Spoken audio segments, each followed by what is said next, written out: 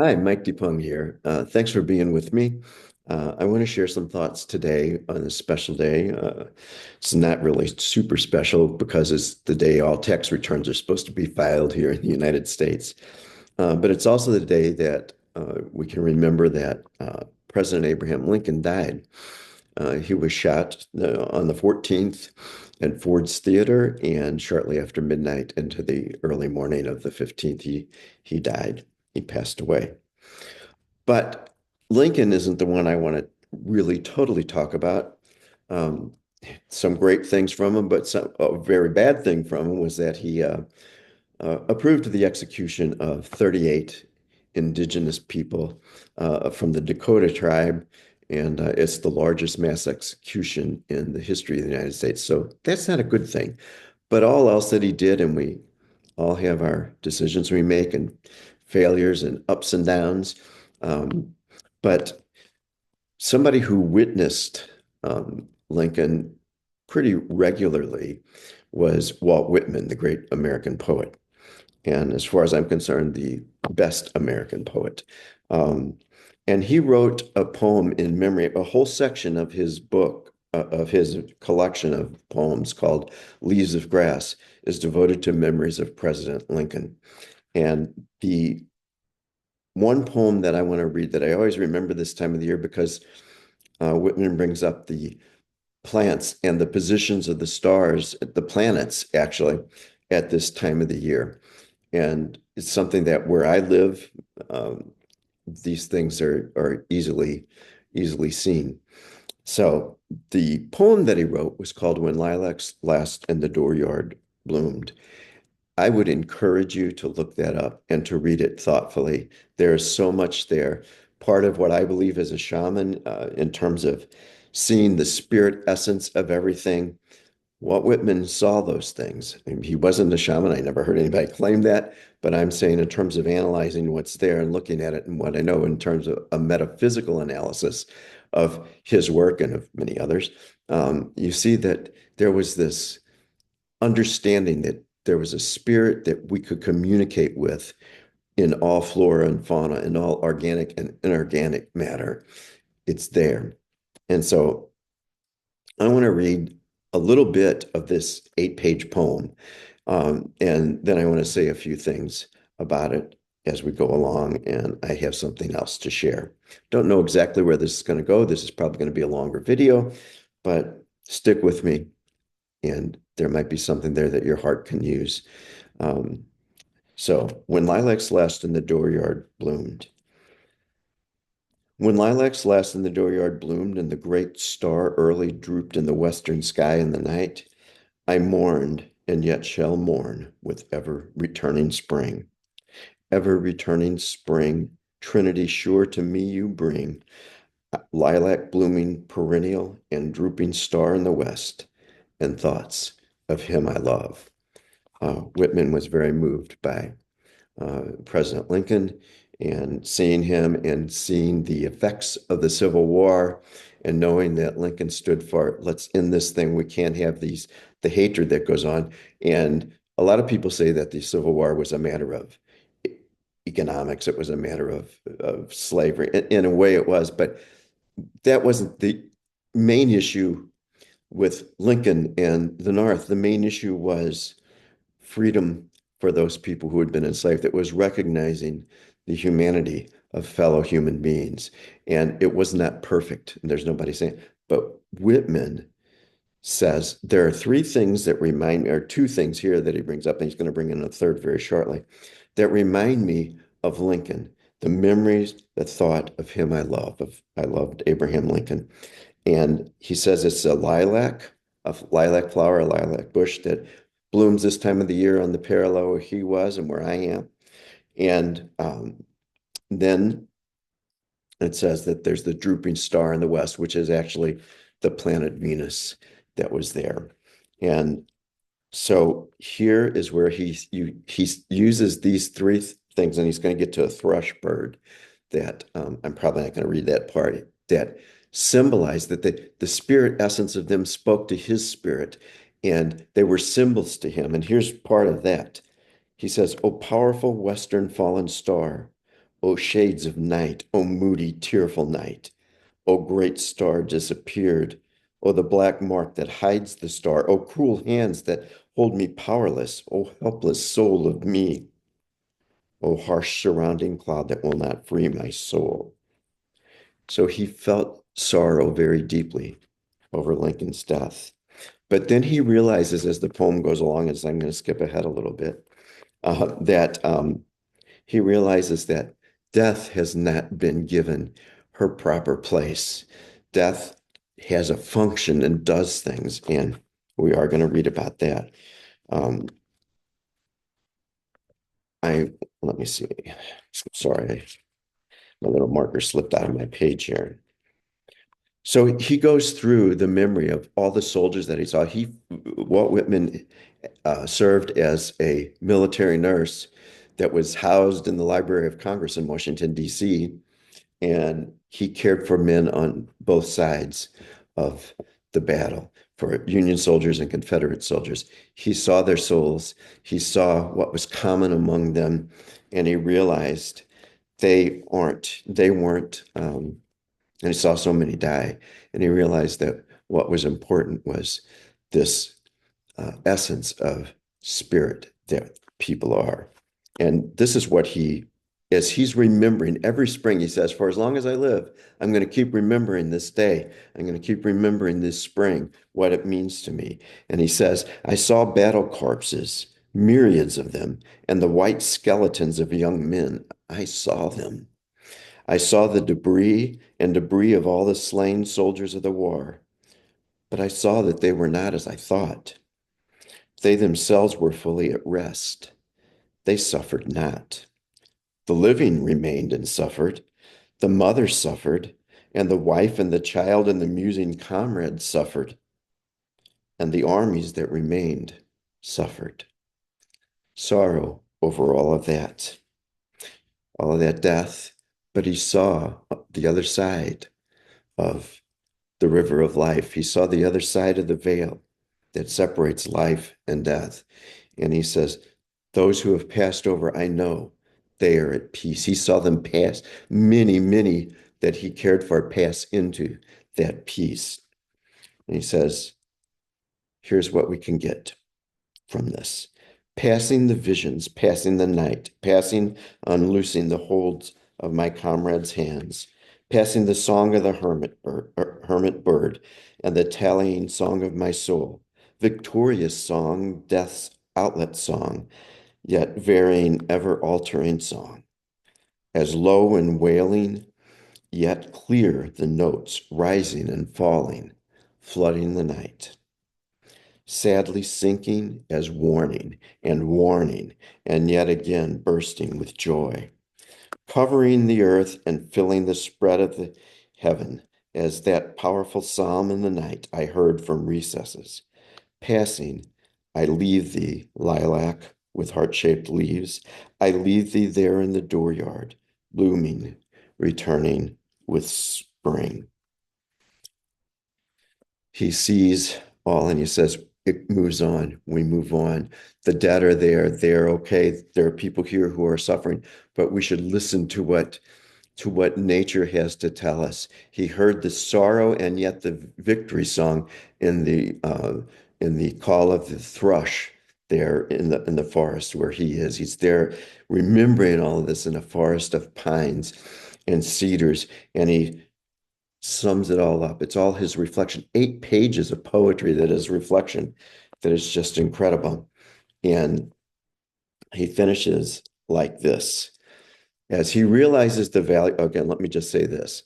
The value of death, in essence, what he says earlier is it helps us frame life.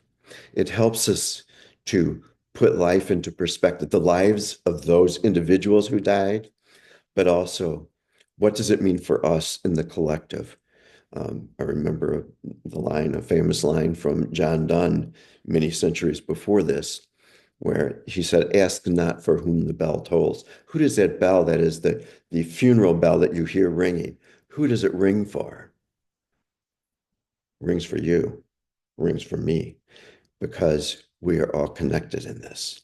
And Walt Whitman saw these kinds of things as you would move through the pages if you read the poem for yourself. But he ends like this, and it's just such a beautiful ending, so incredible. I cease from my song for thee, from my gaze on thee in the west, fronting the west, communing with thee, O comrade lustrous with silver face in the night, yet each to keep and all retrievements out of the night, the song, the wondrous chant of the gray-brown bird, and the tallying chant, the echo aroused in my soul, with a lustrous and drooping star, with the countenance full of woe, with the holders holding my hand, nearing the call of the bird, comrades mine and I in the midst, and their memory ever to keep for the dead I loved so well. For the sweetest, wisest soul of all my days and lands, and this for his dear sake. Lilac and star and bird twined with the chant of my soul, there in the fragrant pines and the cedars dark and dim. So, one thing that comes out of this, when your heart turns to knowing yourself and knowing your connection with everybody else, then because you know who you are, you don't have to fear, is he a Confederate? Is it a Union soldier? Is it a Confederate soldier? You don't have to fear, you don't even have to fear death, because death is something we will all experience. But what we come to realize is that it's love that binds us together. And he says that, in essence, he says that those I love so well, and the one who I loved so well. For Lincoln, for all the soldiers that he saw that died. And he says, nature speaks to me, intertwines with my soul. Hear the messages I've spoken much in my videos and in articles that I've written about the spirits that are all around us, that are there. Ask your heart to help you connect with them. After you connect with your heart, it starts there. Awaken to heart energy. Now, that makes the my little video today longer than I had planned, but because I want to go back and there's something else I want to tie to this, because I care about souls, I care about people, I care about what happens in the collective, and to treat life and to treat death so disrespectfully, like is going on in this world today, is a sad thing. But if we are awakened to our souls, we get to reframe. We get to define what is valuable to us. And when we do that, affect the collective. And we reclaim parts of our own souls. When we do that, and we reclaim part of all that is beautiful and noble about life here.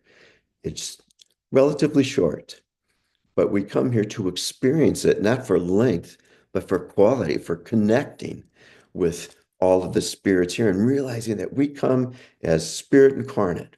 We have this body that can go through all of this, and that in itself is a gift. Yesterday, I read one of my poems, and it was about freedom.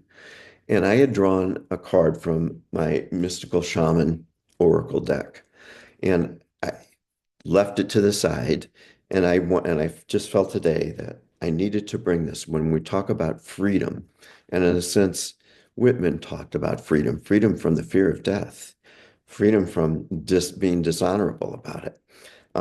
He knew freedom, and we can too. And the card that I pulled yesterday kind of spoke to that. It is the mystical shaman, which is the name of the deck. And the mystical shaman is one who can look at life in a big way, like Whitman looked at life, could step back, can communicate. We can communicate with the spirits, and the mystical shaman can make sense of it, move between the worlds, between the planes of reality, of different realities, and can make sense of it, can tell the story. The mystical shaman is a storyteller, a myth maker, and we can tell our own stories, dream our own stories, and live them no matter what it seems like as the pragmatist would say, this is reality. No, you get to make your reality. And yes, we live it in other people's realities, in the collective reality, but that doesn't have to be your fate. You create your own fate when you awaken to your own heart and you realize that you start connecting with all that is, and then with one another. So I wanted to share that. And the poem that I've been led to today, that I've written, that I have been led to, is similar to this um, uh, that I wrote back in the fall. It was early fall, I think. Um, it was concerning war in the Middle East, and it kind of concerns the stuff that's going on, the stuff that's being supported by the regime now that's in control in the United States, which is a very sad state of affairs because it negates all of the beauty of the things that I've been talking about. There's hatred. There is a desire to grab these people and throw them in a prison in another country. It's all very illegal. You can come up with the concoctions and the warped reasoning to try to make it sound legal, but it's not. And it's not in the spirit of what this nation was, even though the spirit of this nation was expressed very imperfectly for centuries. But the reality is there was opening, there was progress being made. And right now, I don't know. Again, one of the things that but I am grateful for that has come out is that um, the opposing dynamics, the opposing energies are ego and heart. And you, I can't say individuals, every individual on either side of an issue is acting in ego and heart. It's always some combination there. But in general, the guiding principle for the collective ego heart, right now it's ego. And collective energy is seen in this desire to just subdue people, to bring them to their knees, to make it hard, to make things difficult. And then this regime, try to present themselves as a savior. And they go around and they grab people who shouldn't be grabbed, who with no due process of law, and throw them in prisons without any idea if they'll ever be out again, without any care for the soul of people. And the poem that I wrote just fits in to me in the way I hope I've explained it this way. This poem that I wrote is um, strikes the same chord, resonates with these things. And if you are for war, if you are for grabbing people in this cultural war right now, and you are for supporting people like this, the president of El Salvador, this Bukele, who was here yesterday in the States, and the very low frequency life energies exhibited by the presidents of the two countries. It just is sickening to me, quite honestly. Can I find my own peace and joy in things? Yes. But there is this disregard for who and what we are. Those men don't know who they are. They have closed their minds and hearts. They have closed their minds to their hearts. They have no way to connect with what we really are, with who they really are. And this is a poem that I hope gives some kind of insight into that. It's called Wisdom of the Child. A weak, small voice reached the man's ear. Excuse me, sir. Have you seen my arm? It was here a moment ago when I was sitting in my chair in my bedroom just over. Confusion crossed her blood-smeared brow. Through heavy, choking sobs, the captain asked, over where, dear girl? Please tell me. Where that big hole is, where my mom and dad and brother are. With white rivulets running down the dirt-caked face, the captain blubbered the words. But nothing is there, and I don't see your arm. Suddenly, the little girl smiled. Thank you, sir. My family is here. I won't be needing that arm. Tear-blurred eyes watched her soul ascend from the tiny torn body, now vacant, but not as vacant as the captain's eyes as he lifted the little girl, kicking his rifle aside. A sergeant ran towards the captain's back, not seeing the tiny body. "We got them, sir. What are your orders now?" The man turned and held out the body. "This is what you will do. Lay down all weapons, wave the flag of surrender, then go to each little child, ask them for their orders. Do exactly what they ask or say, and this fucking war is done. We end it here, for us at least. These generals, leaders, and political pricks know nothing of the value of life, nor did I." The sergeant stood still a moment, preparing some retort. The captain sobbed, "Silence. Do as I say, for here is wisdom." He offered the little body towards the man before he lay her down in her bloody little jacket, missing one arm, yet a whispered smile on her lips. "You have my orders." Her family came to receive her, you know. And that's the end of it. Now, in this poem, part of what I wanted to do was to show how very simple it would be to just stop this bullshit. For those of you that might be military law enforcement, are part of this despicable, in general, despicable ICE program, all you have to do is say no.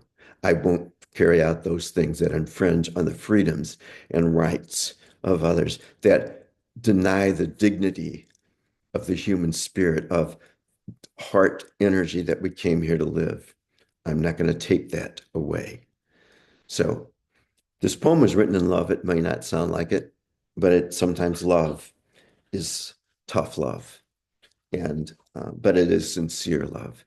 And so on this date where we remember all Abraham Lincoln being killed so violently and all that he represented in terms of a civil war that killed over 600,000, I think it is, I don't remember the exact number, um, people, and the destruction that it left and the destruction that still from that time continues to today. Um, we should think about who we are and who that other is. And we can connect. And with the spirits around us, we can know. We can know paths for ourselves. We can determine it. We can dream our dreams and live our lives in peace, in acceptance, in true love. So until tomorrow, probably, I'm going to leave you in love and peace.